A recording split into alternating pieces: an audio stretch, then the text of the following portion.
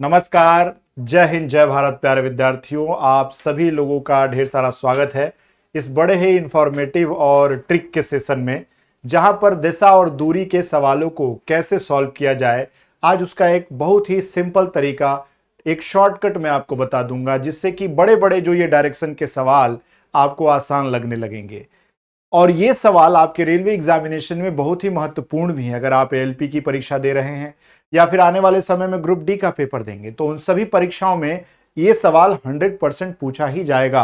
तो कैसे इसका आंसर तुरंत दिया जा सके, कैसे इसका आंसर बिना डायग्राम बनाए दिया जा सके, इस पर ये पूरा का पूरा सेशन निर्धारित है, आधारित है।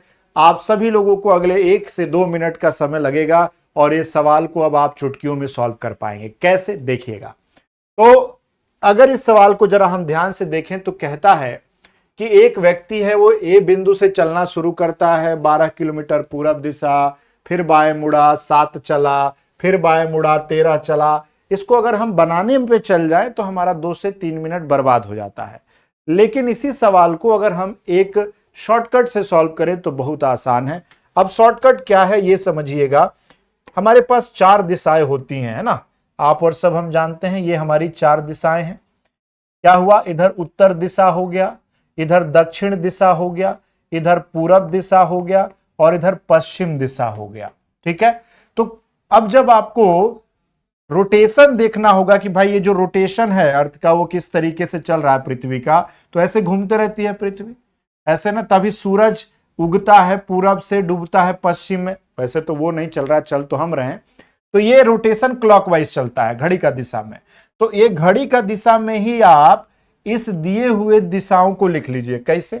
ऐसे लिख लीजिए, उत्तर, पूरब, दक्षिण और पश्चिम। ठीक।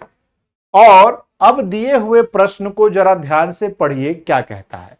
तो ये जो क्रिश्चियन है वो बिंदु ए से चलना शुरू करता है, 12 किलोमीटर पूरब चलता है। तो जहां पूरब लिखा हुआ है वहां 12 आप लिख दीजिए। समाप्त, कहानी समाप्त। फिर बाएं मुड़ जाता है, तो पूरब का जो बाएं दिशा होगा वहां पर उसकी वैल्यू लिख दीजिए 7। फिर बाएं, अब देखिए इसके बाएं तो कुछ नहीं है, तो ये लूप में चलेगा साइकिल में, यानी कि इसके बाएं क्या होता, पश्चिम होता। तो यहां आ जाइए और कितना चला दीजिए, 13 चला दीजिए। फिर बाएं मुड़ जाता है, तो इसका बाएं क्या है, ये कितना चल गया, 10 लिख दीजिए। और अंत में फिर बाएं मुड़ गया, यानी इस दक्षिण का बायां क्या हो गया, फिर ये इधर पूरब, तो यहां इसको लिख दिए। और बिंदु पी पर रुक जाता है, तो ए से चला बी पर पी पर पहुंचा। अब देखो, जो एक से ज्यादा वैल्यू आई है उसका योग कर लीजिए, एडिशन कर लीजिए। कितना आ गया, 13 आ गया। अब करना क्या है, इस बात को ध्यान से सुनिएगा। उत्तर दिशा का दक्षिण दिशा के बीच का डिफरेंस निकालिए कि इन दोनों में कितने का डिफरेंस आ रहा है। उसी तरीके से पूरब दिशा का पश्चिम दिशा से डिफरेंस निकालिए कि वैल्यू कितना आ रहा है।